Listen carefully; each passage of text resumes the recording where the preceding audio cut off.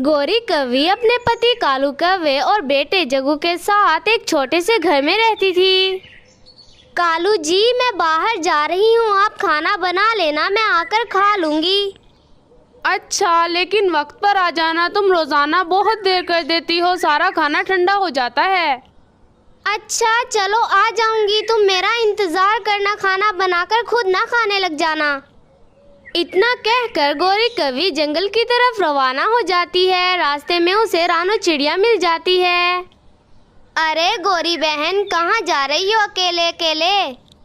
अरे रानो, मैं तो वैसे ही जंगल घूम रही थी, तुम यहाँ पर क्या कर रही हो? घर में कोई काम नहीं है तुम्हें?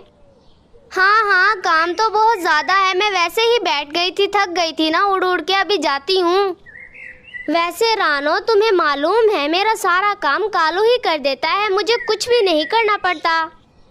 अरे गौरी बहन, आप तो बहुत ही ज़्यादा खुशकिस्मत है, कालू भाई बहुत अच्छे हैं, आप उनका ध्यान रखा करें बस। अरे हाँ, ठीक कहती हो, मैं उसका खूब ध्यान रखती हूँ, उसे अपने बगैर खाना खाने भी नहीं देती। चलो गौरी बहन, अब मैं चलती हूँ, मुझे घर में कुछ काम है। अरे चली जाना, लेकिन मुझे ये बताओ, तुमने मेकअप खरीद लिया है क्या? नहीं, मुझे इसकी कोई ज़रूरत नहीं है, मैं घर में रहती हूँ सारा दिन। अच्छा, मैं तो खरीदूंगी, मैं कालू से कहूँगी मुझे 10,000 रुपये दे दे, फिर उनका मेकअप खरीद कर लेकर आऊँगी। 10,000? इतने ज़्यादा पैसे? तुम इतने ज़्यादा पैसों का क्या करोगी? मत मांगना कालू भाई से, उनके पास पहले ही पैसे नहीं होते। तुम्हें क्या है रानो चिड़िया, मैं उससे जितने मर्जी पैसे मांगू, तुम कौन होती हो मुझे रोकने वाली? अच्छा, मैं तो वैसे ही मशवरा दे रही थी, आप गुस्सा तो ना हो ना। बस इतना कहने के बाद रानो चिड़िया अपने घर वापस चली जाती है। माँ, आ गई आप? बहुत तेज भूख लग रही है, कुछ खाने के लिए तो दे दो ना, आज तो आपने बहुत ही देर कर दी। अरे बेटा, थोड़ा सब्र करो, अभी बनाकर दे देती हूँ।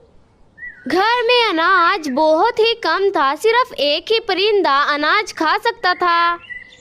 अरे ये तो बहुत ही कम है, अगर मैंने बंटी को दिया तो मैं भूखी रह जाऊंगी, और अगर मैंने खा लिया तो बंटी भूखा रह जाएगा। बेचारी रानो चिड़िया काफी देर तक सोचती रहती है और अपनी ममता के आगे मजबूर होकर बंटी को सारा खाना दे देती है। बंटी बेटा, अब इसे जल्दी जल्दी खत्म करो और जाकर अपनी पढ़ाई कर लो। अरे माँ, कैसी पढ़ाई? मेरी टीचर मुझे कुछ भी नहीं पढ़ाती, मैं गरीब हूँ तो मुझे सारे स्कूल का काम करना पड़ता है। क्या मतलब काम करना पड़ता है? मैं तुम्हें पढ़ने के लिए वहाँ पर भेजती हूँ। माँ, मेरी टीचर पूरे स्कूल की सफाई मुझसे करवाती है, कुर्सियाँ भी यहाँ से वहाँ मुझसे ही रखवाती है, इतना वजन होता है मुझसे उठाया भी नहीं जाता। अच्छा, मैं तुम्हारी टीचर से कल ही बात करके आती हूँ, ये क्या मसला है उनका, मेरे बेटे के साथ इतना बुरा सलूक क्यों करते हैं वो लोग? और दूसरी तरफ गौरी कौवी कालू कौवे से कहती है, कालू जी, मुझे 10,000 रुपये चाहिए थे, अगर आपके पास हैं तो मुझे दे दो ना। क्या करना है गौरी, तुमने 10,000 रुपये का इतने ज्यादा पैसे क्यों मांग रही हो? मैंने ना मेकअप खरीदना है, मेरे पास सारा सामान खत्म हो गया है, आप मुझे पैसे दे देना। अच्छा चलो ठीक है, दे देता हूँ, लेकिन गौरी इतनी फजूल खर्ची करना अच्छी बात नहीं होती, हमारे सारे पैसे खत्म हो जाएंगे। कालू, मुझे ऐसी बातें मत बताया करो कि सारे पैसे खत्म हो जाएंगे। कमाना तुम्हारा काम है, उड़ाना मेरा काम है, मैं तुम्हारे सारे पैसे उड़ाऊंगी, तुम मुझे रोक नहीं सकते। अरे यार, गुस्सा क्यों करती हो? मैंने कहा है मैं तुम्हें पैसे दे दूंगा, फिर भी लड़ाई कर रही हो। अभी गौरी कौवी कालू कौवे से लड़ने के बाद कमरे में गई ही थी कि थोड़ी ही देर में जग्गू कालू कौवे के पास आ जाता है। अब्बू, मैंने रिमोट कंट्रोल कार लेनी है, आप मुझे 1,000 रुपये दे दे, मैं कार लेकर आ जाता हूँ। 1,000? इतने ज्यादा महंगी कार कहाँ से मिलती है बेटा, तुम ये कार मत लो ना। अब्बू, आप मुझे मना क्यों कर रहे हैं? मैं मम्मा को बता दूंगा, वो आप पर गुस्सा करेंगी, इससे अच्छा ये है आप मुझे पैसे दे देना।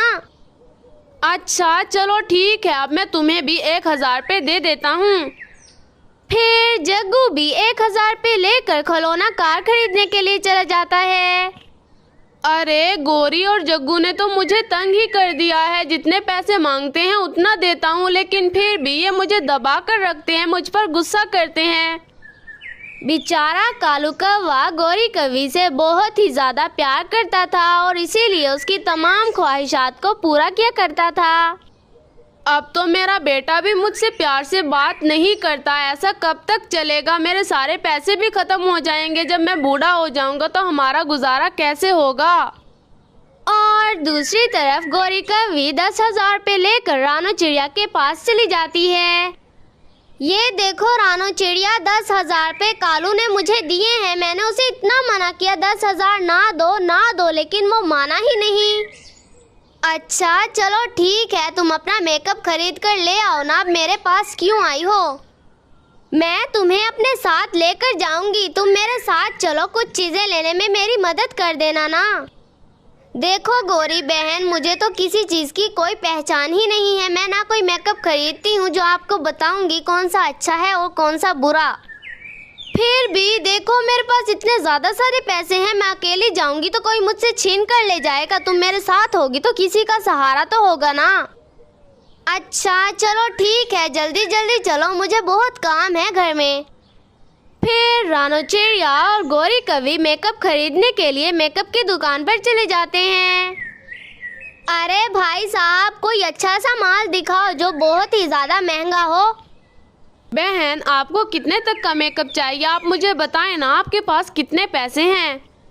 हमारे पास तो पूरे 10,000 रुपये हैं। आप हमें 10,000 रुपये तक का कोई मेकअप दिखा देना। ठीक है, आप फिक्र मत करें, मैं अभी लेकर आता हूँ। वो थोड़ा दूर रखा हुआ है ना, ज़्यादा महंगा है। फिर दुकानदार चुपचाप पीछे की तरफ चला जाता है। अरे ये गौरी कवि तो पूरे 10,000 रुपये लेकर आई है। मैंने एक दिन में कभी भी 10,000 नहीं कमाया। अब इसे पागल बनाकर 10,000 रुपये ले लेता हूँ इससे। फिर दुकानदार चुपचाप 2,000 रुपये वाले मेकअप को 10,000 वाला बताकर गौरी कवि को बेच देता है।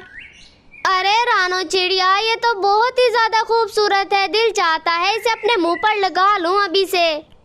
गौरी बहन, मुझे ये सस्ते वाला लग रहा है क्योंकि मैंने पहले खरीदा था 2,000 में। ये बिल्कुल वैसा ही है। पहले तो तुम कह रही थी तुमने कभी मेकअप खरीदा ही नहीं, अब तुमने खरीद लिया, वो भी 10,000 रुपये वाला। तुम्हारी इतनी औकात नहीं है। अच्छा, शायद मैंने ऐसा ना खरीदा हो, वो दूसरा होगा। अब आप अपने घर जाएं। फिर गौरी कवि अपना मेकअप का सामान लेकर अपने घर वापस चली जाती है। गौरी, 10,000 का इतना सा मेकअप, ये तो बहुत फेक लग रहा है मुझे। फेक? तुम्हारी शक्ल पे ये मेकअप लगेगा ना, तुम कालू कव्वे से गोरा हीरा बन जाओगे। अब मेरा मेकअप पर बुरी नजर मत डालो। गौरी, तुम हमेशा मुझ पर इतना गुस्सा क्यों करती हो? मैं बहुत प्यार से बात करता हूँ तुमसे। आज मेरा लड़ाई का कोई मूड नहीं है, तुम भी चुप होकर बैठ जाओ।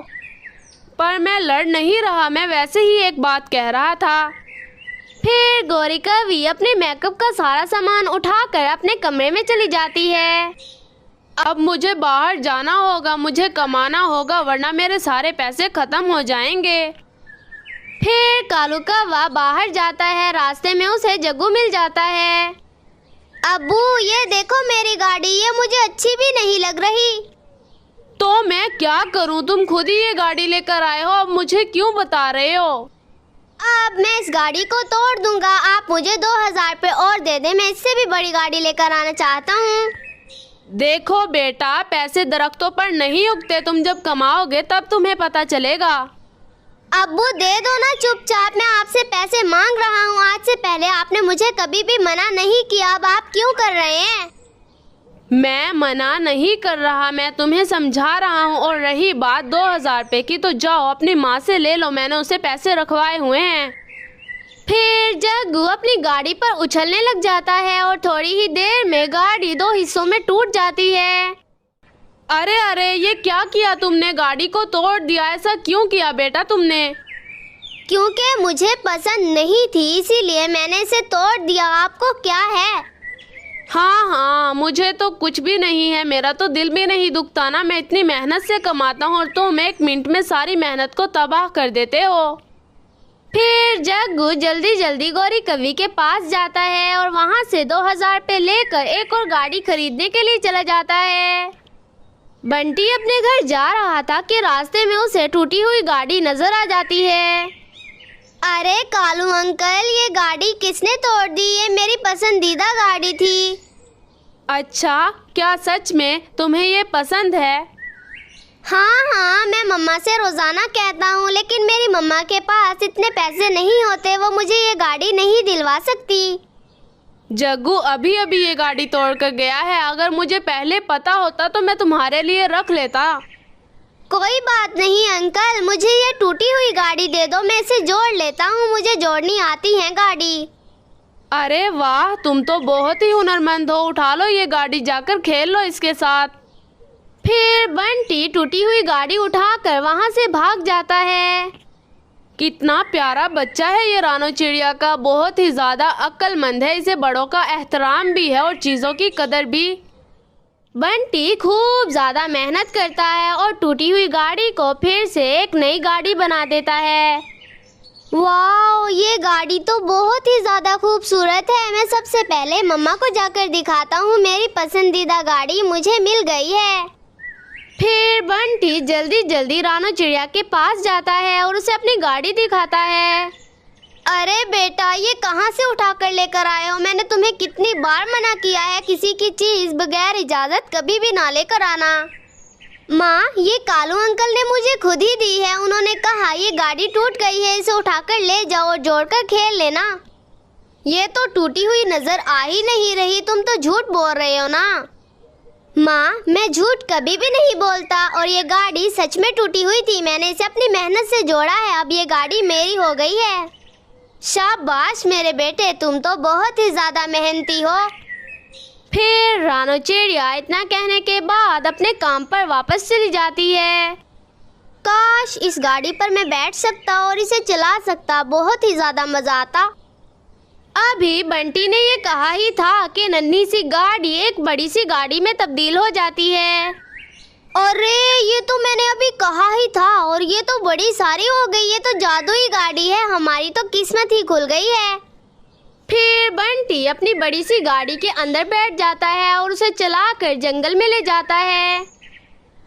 दूर से जग्गू को जब बंटी गाड़ी में बैठा हुआ नजर आता है तो वो जल्दी जल्दी बंटी के पास आ जाता है। अरे बंटी, तुम इतनी बड़ी गाड़ी में क्या कर रहे हो? तुम्हारे पास गाड़ी कहाँ से आई है? ये तो तुम्हारे अब्बू ने मुझे दी थी ना, तुम जो तोड़कर भाग गए थे, मैंने इसे जोड़ा, अब ये इतनी बड़ी सारी गाड़ी हो गई है। मेरी गाड़ी तुम्हारे पास क्या कर रही है? फिर मुझे वापस करो, ये मेरी गाड़ी है, इस पर मेरा हक है और हमारे ही पैसे लगे हुए हैं इस पर। लगे हुए हैं नहीं, लगे हुए थे। अब ये गाड़ी मेरी है, मैंने इसे जोड़ा है और कालू अंकल ने मुझे खुद ही कहा था ये गाड़ी उठाकर ले जाओ। मैं अभी अपने अब्बू के पास जाता हूँ और उन्हें कहता हूँ मेरी गाड़ी मुझे वापस दिलवाएं। तुम होते कौन हो मेरी गाड़ी के अंदर बैठकर झूले लेने वाले? फिर जग्गू जल्दी जल्दी कालू कौवे के पास चले जाता है। अब्बू, मेरी गाड़ी दिलवाओ। मुझे नहीं पता आपकी हिम्मत भी कैसे हुई, आपने मेरी गाड़ी बंटी को क्यों दे दी? अरे बेटा, वो गाड़ी तो बेकार हो गई है, तुमने फेंक दी थी, मैंने उसे उठाकर दे दी। अब उसने जोड़कर खेल लिया है, तो तुम्हें क्या मसला है? वो एक जादुई गाड़ी थी, वो बड़ी हो गई है और अब वो उसके अंदर झूले ले रहा है। तो उसकी किस्मत। अब जाओ अपनी 2000 रुपये वाली गाड़ी के साथ खेल लो, मुझे तंग बिल्कुल भी मत करो। फिर जग्गू नाराज होकर गौरी कवि के पास चला जाता है और उसे कालू कौवे की सारी बातें बताता है। उस कालू की इतनी हिम्मत, उसने मेरे बेटे की बेइज्जती की है, आज तो मैं उसे छोड़ूंगी नहीं। फिर गौरी कवि गुस्से में कालू कौवे के पास चली जाती है। कालू, तुम्हारी इतनी हिम्मत, तुमने मेरे बेटे के साथ इतनी ज्यादा बदतमीजी क्यों की है? अरे गौरी, वो मेरा बेटा है, मैं उसे समझा रहा था, बस उसने तुम्हें गलत बातें बताई होंगी मेरे बारे में। मैं कुछ नहीं जानती कालू, तुम हमेशा मुझे और मेरे बेटे को नीचा दिखाते रहते हो, अपने पैसे की धौंस जमाते हो। आज के बाद मैं तुम्हारे साथ नहीं रहूंगी। देखो गौरी, वो हमारा बेटा है, मैं उसे समझा सकता हूँ, उस पर गुस्सा भी कर सकता हूँ। मैं कुछ नहीं जानती, मैं अपने बेटे को लेकर यहाँ से जा रही हूँ। इतने साल हो गए तुम्हें मैं बर्दाश्त कर रही हूँ। बस गौरी बस, अब बहुत हो गया। तुम हमेशा मुझसे इतनी बदतमीजी करती हो। तुम मुझसे पैसे मांगती हो, तुम्हें पैसे देता हूँ, तुम्हारी सारी बातें मानता हूँ, खाना बनाना तुम्हारा काम है, लेकिन फिर भी मैं करता हूँ वो। तो कोई एहसान नहीं करते, तुम भी तो खाती हो और हम भी खा लेते हैं। गौरी, पैसा कमाना मेरा काम है और मैं इतनी ज़्यादा मेहनत करता हूँ, तुम्हारी तमाम ख्वाहिशात को पूरा करता हूँ, अपने बेटे की तमाम ख्वाहिशात को पूरा करता हूँ, तुम्हारे हिस्से के सारे काम करता हूँ, लेकिन फिर भी आज तक तुम मुझसे कभी भी प्यार से बात नहीं करती। इतना कहकर कालू कौवा चुपचाप अपने घर से बाहर जाकर बैठ जाता है। अब मैं कैसे समझाऊं गौरी को, मैं अपने बेटे से बहुत प्यार करता हूं, मैं चाहता हूं वो एक अच्छा परिंदा बने, कोई उसके बारे में कुछ बुरा मत कहे, लेकिन ये गौरी मेरी कोई बात भी नहीं सुनती। थोड़ी ही देर में रानो चिड़िया कालू कौवे के पास आती है। अरे कालू भाई, आज इतने उदास क्यों हो और घर से बाहर क्यों बैठे हो? गौरी मुझसे हर वक्त लड़ती रहती है, मेरी कोई बात नहीं मानती, मेरा बेटा भी मेरी कोई बात नहीं मानता, मेरे घर में कोई इज्जत ही नहीं करता। हाँ देखा है मैंने कालू भाई, मेरे पास एक तरकीब है जिससे गौरी कौवी हमेशा आपकी इज्जत करेगी। बता दो ना, मेरी मदद कर दो, मैं अपने बीवी और अपने बेटे से बहुत ज्यादा प्यार करता हूँ, उनके बगैर नहीं रह सकता मैं। फिर रानो चिड़िया कालू कौवे को एक गुफा में ले जाती है। वहाँ पर कुछ खाने पीने का सामान देकर कालू कौवे को अपना प्लान बताती है। अब आप कुछ महीनों के लिए यहाँ पर छुप जाएं, यहाँ से कभी भी बाहर मत आना, बेशक जितनी मर्जी मजबूरी हो यहाँ से बाहर मत आना। पर मैं ऐसा क्यों करूँगा, मेरी बीवी और मेरा बेटा बहुत ज्यादा परेशान हो जाएंगे मेरे लिए। वो आपकी कोई कदर नहीं करते, उन्हें आपकी कदर याद दिलवानी होगी। अब आप यहाँ पर चुपचाप बैठे रहें, खाने पीने का सामान मैं रोजाना आपके पास भेज दिया करूँगी। फिर रानो चिड़िया चुपचाप गौरी कौवी और जग्गू के पास जाती है। गौरी बहन, कालू भाई अब इस दुनिया में नहीं रहे, वो हम सबको छोड़कर चले गए हैं। क्या मतलब चले गए हैं? अभी तो मैंने उससे गुस्सा होकर यहाँ से निकाला है, इतनी जल्दी कोई भी नहीं मरता। वो नदी में डूबकर मर गए हैं, वो गिर गए थे पानी पीते हुए। अच्छा, तुम्हारा बहुत हो गया, अब तुम यहाँ से जाओ, वैसे भी नाराज होकर गया है, 2-4 दिनों में घर वापस आ जाएगा। फिर रानो चिड़िया चुपचाप अपने घर वापस चली जाती है। इस तरह काफी महीने गुजर जाते हैं और कालू कौवे का कुछ अता पता नहीं चलता। माँ, घर में सारे पैसे खत्म हो गए हैं, अब हम कैसे गुजारा करेंगे? अब्बू तो सच में मर गए हैं। हाँ बेटा, वो रानो चिड़िया बिल्कुल ठीक कहती थी, जब मर गए थे हम उन्हें देखने भी नहीं गए, मैंने यकीन ही नहीं किया था। माँ, तो अब आप किसका इंतजार कर रही हैं? जाएं और मेरे लिए कमा कर लेकर आए ना। क्या मतलब? मैं कुछ नहीं कमाऊंगी, तुम मेरे बेटे हो और तुम्हारा फर्ज है, तुम अपनी माँ की खिदमत करो, जाओ मेरे लिए कमा कर लेकर आओ। मैं आपका नौकर नहीं हूँ, मैं आपको छोड़कर यहाँ से चला जाऊंगा। जब तक अब्बू थे वो हमें कमा कर देते थे, इसीलिए मैं आपके साथ खुश खुश रह रहा था। और दूसरी तरफ कालू कौवा बेचारा गुफा में अकेला बैठा हुआ था। थोड़ी ही देर में रानो चिड़िया उड़ती हुई कालू कौवे के पास आ जाती है। कालू भाई, आपको मालूम है आपके घर वालों को यकीन हो गया है कि आप मर गए हैं, अब उन्हें आपकी बहुत ज्यादा जरूरत है। क्या मतलब? क्या वो मुझे याद करते हैं? करेंगे, क्योंकि अब घर में सारे पैसे खत्म हो गए हैं। मैंने गौरी कौवी और जग्गू को बातें करते हुए सुना था। कैसे हैं वो दोनों? मैं उनसे मिलना चाहता हूँ, अब बहुत हो गया, मैंने उन्हें बहुत आजमा लिया। अरे कालू भाई, आपको एक और ताज़ा तरीन बात बताती हूँ, जग्गू घर छोड़कर जा रहा है। तो मेरी गौरी का क्या होगा? मेरा बेटा ऐसा नहीं कर सकता, अपनी माँ को अकेले छोड़कर नहीं जा सकता वो। हाँ, अभी तो वो इतना बड़ा भी नहीं हुआ और फिर भी वो छोड़कर जा रहा है। आप जल्दी जल्दी अपने घर जाएं और उन दोनों को समझाएं। फिर कालू कौवा अपने घर के दरवाजे के पास पहुंच जाता है। अगर तुम्हारे अब्बू आज जिंदा होते तो मुझे किसी चीज़ की कोई कमी ना होती। वो मेरी तमाम ख्वाहिशात को पूरा किया करते थे, लेकिन मैंने उनकी कदर ही नहीं की। हाँ माँ, और मैं भी आपको कमाकर नहीं दे सकता, आप तो इतना ज़्यादा खर्चा करती हैं। अरे बेटा, अपनी माँ को अकेला छोड़कर मत जाना, मैं तुम्हारे अब्बू को बहुत ज़्यादा याद करती हूँ, मैं तुम्हारे बिना मर जाऊँगी। कालू कौवा बेचारा बहुत ही ज्यादा उदास हो जाता है और जल्दी से अपने घर वापस चला जाता है। जग्गू, तुम ऐसा कैसे कर सकते हो? अपनी माँ को छोड़कर क्यों जाओगे तुम? तुम्हें अपनी माँ के साथ रहना होगा। माँ देखो, अब्बू की रूह आ गई हमसे बात करने के लिए। अरे ये मेरी रूह नहीं है, ये मैं ही हूँ, कालू कौवा। अरे कालू, मुझे माफ कर दो। देखो मैंने तुम्हारी कदर नहीं की, अब तुम मर गए हो तो हमारे ख्वाबों में भी आने लगे हो। मैं मरा नहीं हूँ, मैं जिंदा खड़ा हूँ तुम्हारे सामने। मैं कुछ महीनों के लिए यहाँ से चला गया था ताकि तुम्हें सबक सिखा सकूं। माँ ये सच है, मैं जाग रहा हूँ फिर भी मुझे अब्बू नजर आ रहे हैं और आपको भी नजर आ रहे हैं। देखो गौरी जग्गू, तुम दोनों ने मेरी कोई कदर नहीं की। मैं तुम्हारे सारे काम करता था, तुम्हारी हर बात मानता था, लेकिन अब तुम्हें एहसास हो गया है ना मैं तुम्हारे लिए कितना ज्यादा कीमती हूँ। कालू, मैं आपसे माफी मांगती हूँ, मुझे माफ कर दे। मैं आइंदा कोई फजूल खर्ची नहीं करूँगी। हाँ अब्बू, मुझे भी माफ कर दें। आज तक मैंने आपकी कोई बात नहीं मानी, लेकिन अब मुझे एहसास हो गया है हमारे अब्बू हमारे लिए कितने ज्यादा अनमोल हैं। फिर कालू कौवा, गौरी कवि और जग्गू खुशी खुशी अपनी जिंदगी दोबारा से जीने लग जाते हैं। सब्सक्राइब। गर्मियों के दिन शुरू हो गए थे। रानू चिड़िया ने जमीन का कुछ हिस्सा खरीदने के लिए पैसे भी जमा कर लिए थे। आखिरकार मेरे पैसे जमा हो ही गए। अब इन पैसों को मैं तोते भैया को दे दूंगी और वो मुझे अपनी जमीन का हिस्सा दे देंगे। फिर मैं उस पर लजीज सब्जियां उगाया करूंगी। अभी रानू चिड़िया ये सोच ही रही थी कि बंटी रोता हुआ रानू चिड़िया के पास आ जाता है।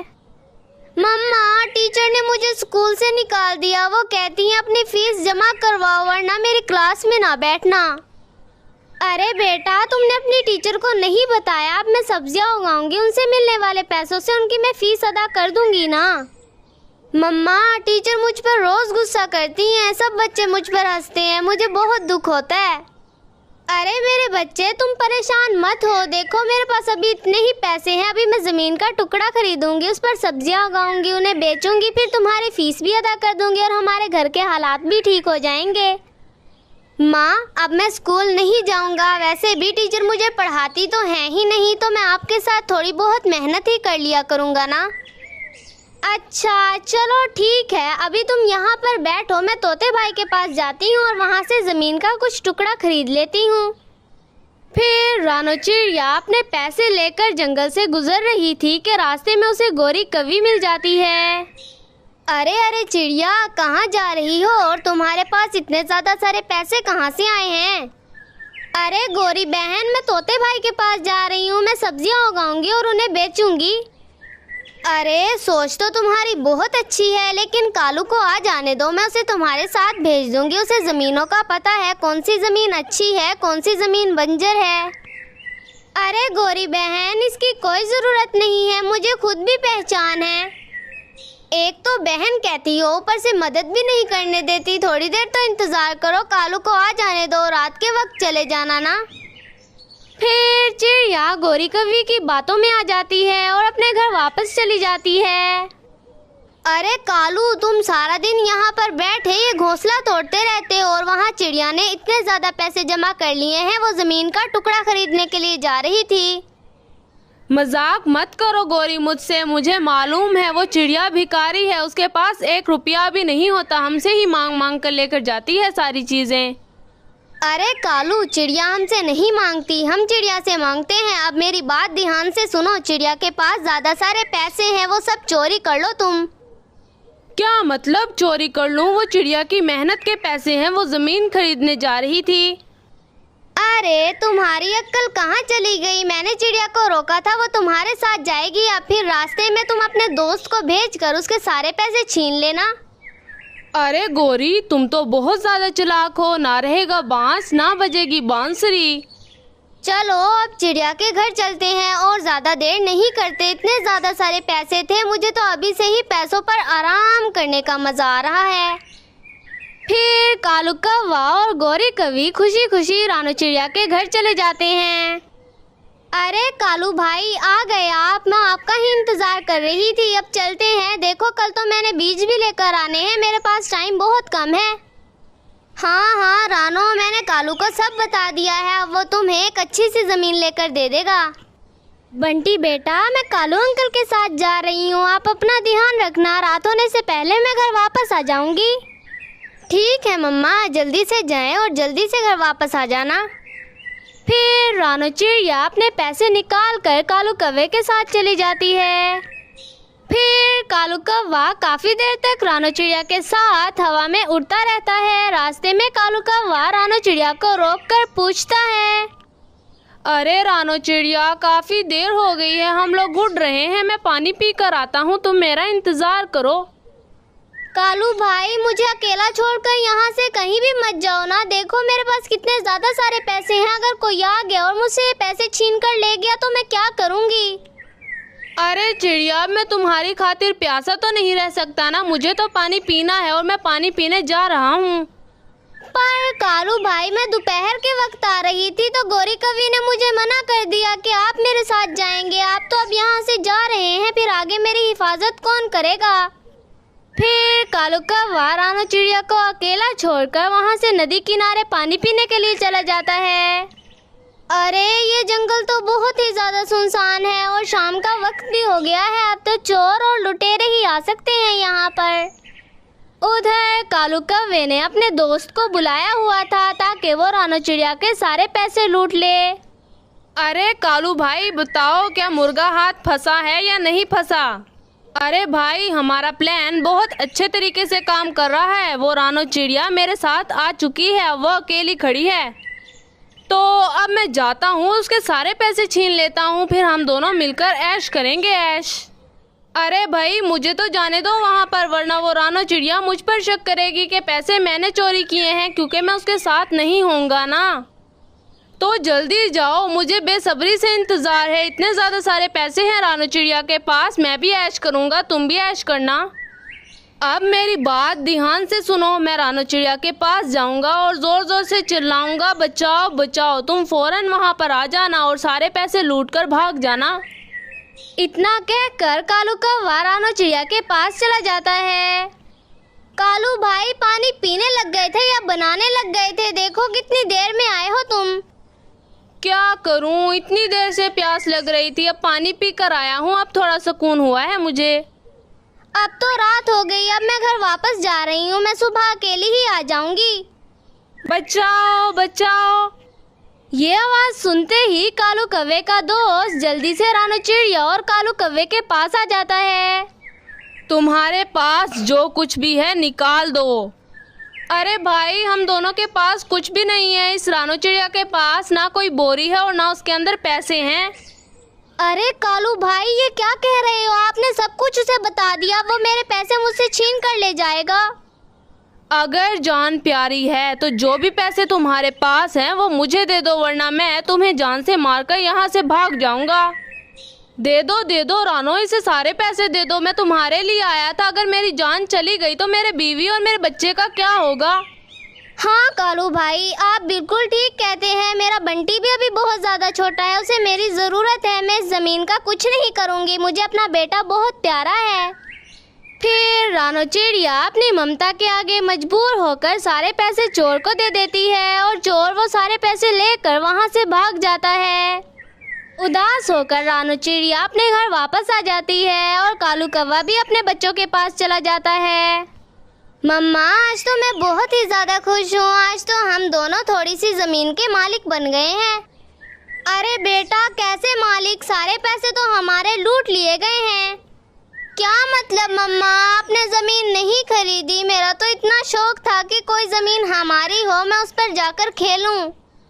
अरे मेरे बच्चे, तुम्हारी ये ख्वाहिश पूरी होते होते रह गई, रास्ते में मुझे डाकू मिल गए, उन्होंने मेरे सारे पैसे ले लिए। मम्मा, आप उदास मत हो, हम कोई और काम कर लेते हैं ना, इस दुनिया में सिर्फ फल उगाना ही तो नहीं रह गया।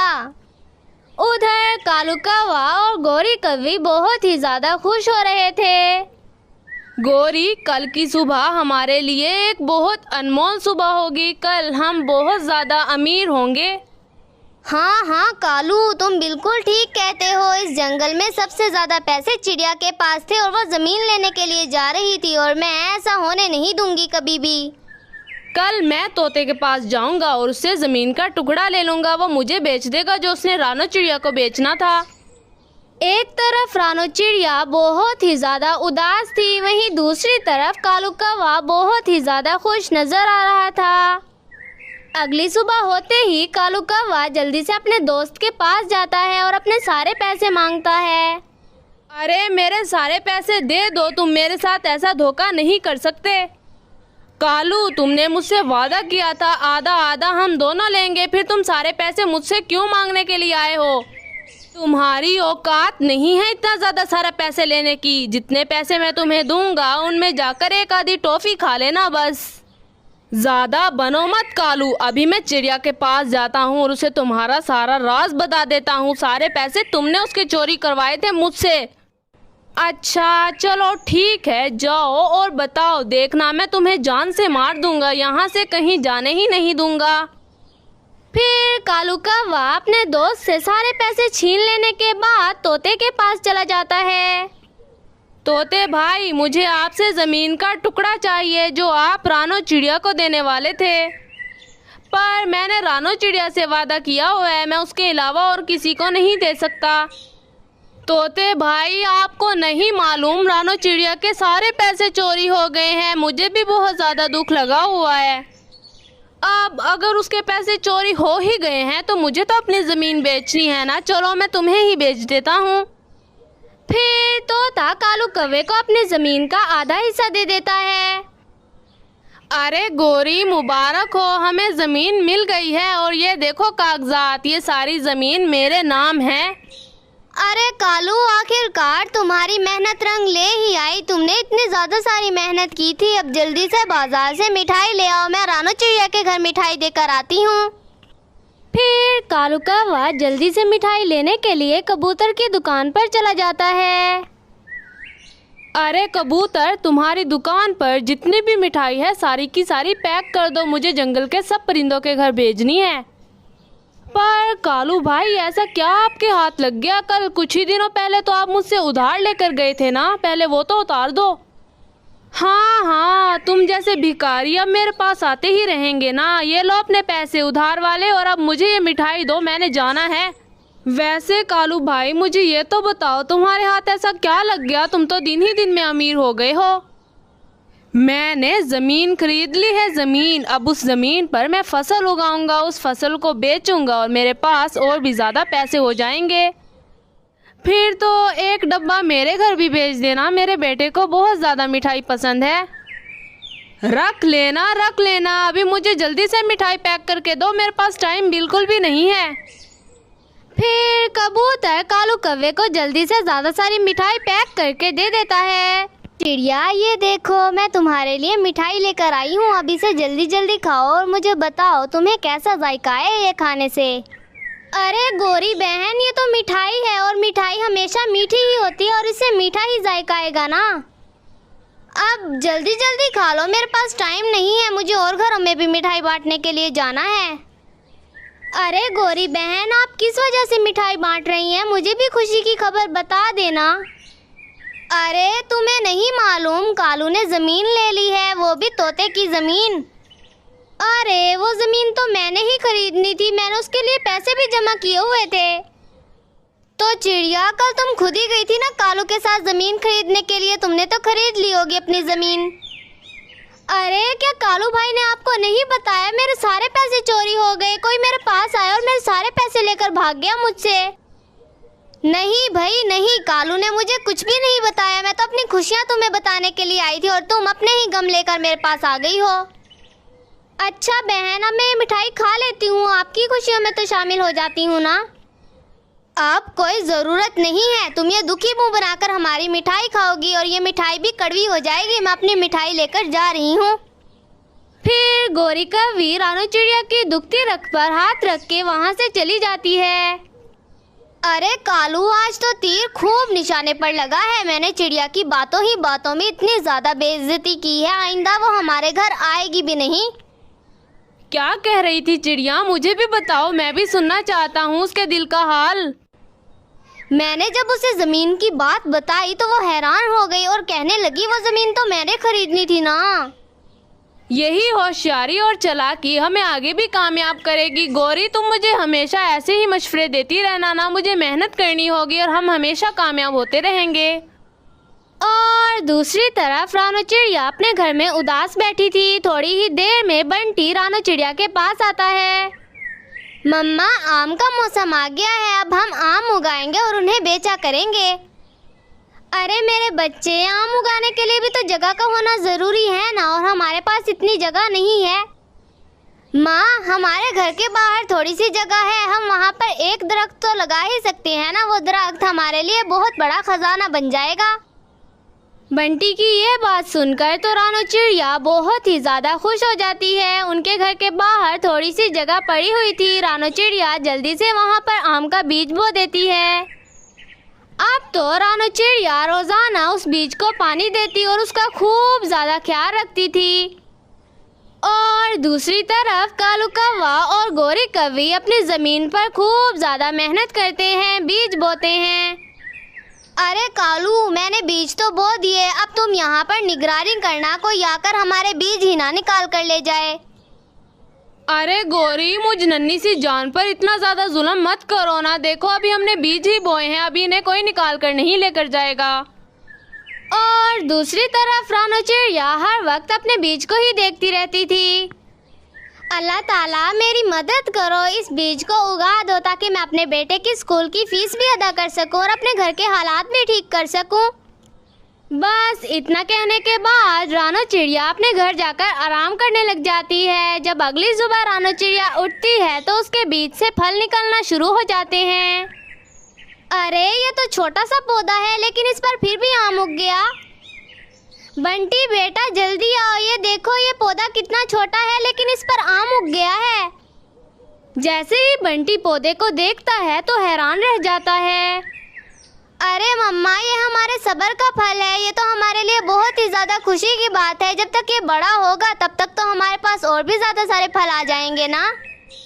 दूसरी तरफ कालू कौवा और गोरी कौवी आपस में लड़ाई कर रहे थे। गौरी, हफ्ता पहले हम लोग बीज बोकर आए थे, अब जाओ और उन्हें पानी भी देकर आओ ना। पानी नहीं देकर आओगे तो पौधा कैसे निकलेगा? निकल आएगा, तुम देखना, अब बारिशें आएंगी तो पौधा खुद ब खुद बाहर आ जाएगा। अरे गौरी, ऐसे नहीं होता, आप जल्दी जाओ और जाकर पानी देकर आओ। मैं क्यों देकर आऊँ? मैं घर में खाना भी बनाऊं और पौधों को पानी भी देती फिरूं। अब तुम ही पानी देकर आओ, सारा दिन यहाँ पर बैठे रहते हो। इस तरह दोनों आपस में लड़ने लग जाते हैं और कोई भी अपने बीजों को पानी देने के लिए नहीं जाता। और दूसरी तरफ रानो चिड़िया ने जहाँ अपने घर के पास छोटा सा बीज बोया था, अब वो एक बड़ा आम का दरख्त बन जाता है। माँ, ये सारे आम तो मैंने टोकरी में इकट्ठा कर लिए हैं, अब हम इन्हें बेचने के लिए चलते हैं ना, वरना ये खराब हो जाएंगे। बेटा, हम लोग आम का जूस भी बनाकर बेचा करेंगे और सादे आम भी बेचा करेंगे। जिसे जूस लेना होगा वो जूस ले लिया करेगा और जिसे आम लेना होगा वो आम ले लिया करेगा।